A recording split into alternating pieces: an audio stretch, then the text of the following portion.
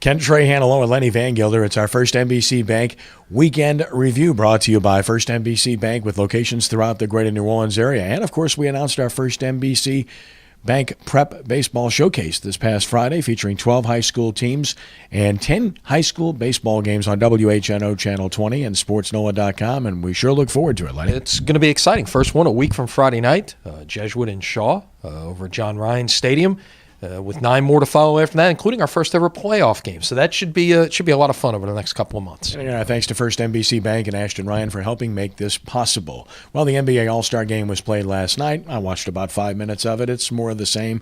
Chris Paul got the MVP. A little salt in the wound, if you will. They play in the fourth quarter. They put on show the rest of the game, and hey, it's done. It's done.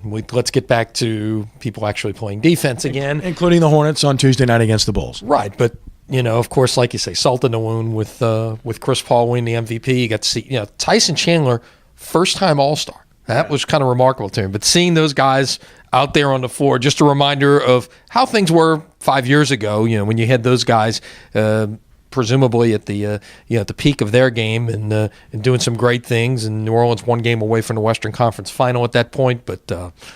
Not to be, and now we're through a new era here with the Hornets/Pelicans. Yeah, and of course David West playing really well for the Indiana Pacers before the break, too. The Hornets and the Bulls tomorrow night. They have 3 home games coming up this week, one on Friday night, one on Sunday. They've won 4 of 5.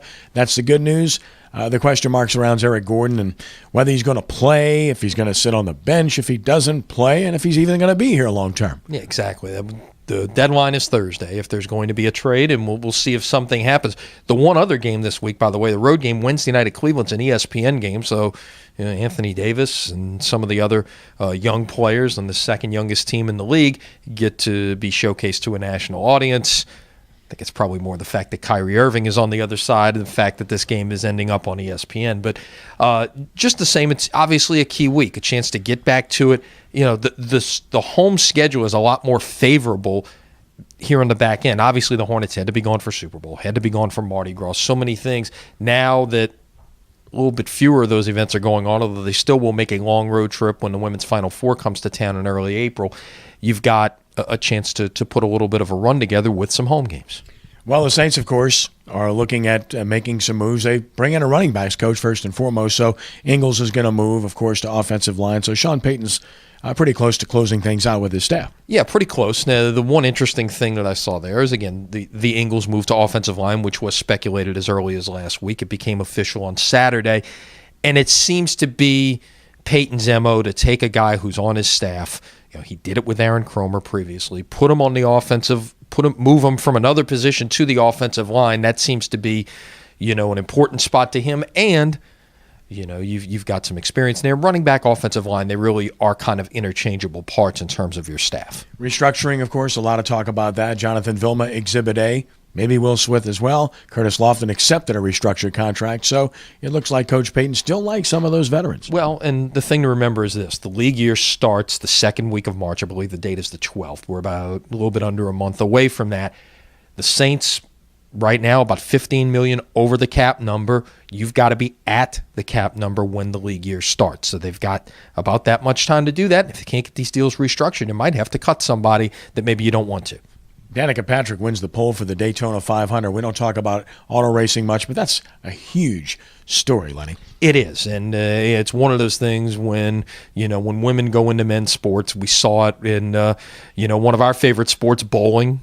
Kelly Kulick winning the Tournament of Champions. We saw it in golf with Annika Sorenstam playing in a men's event. So when you cross gender lines a little bit and somebody accomplishes something, a female accomplishes something in a predominantly male sport, it's a major story. Danica Patrick has been on the scene for a number of years, but winning the pole for the biggest race in motorsports, arguably the Daytona 500.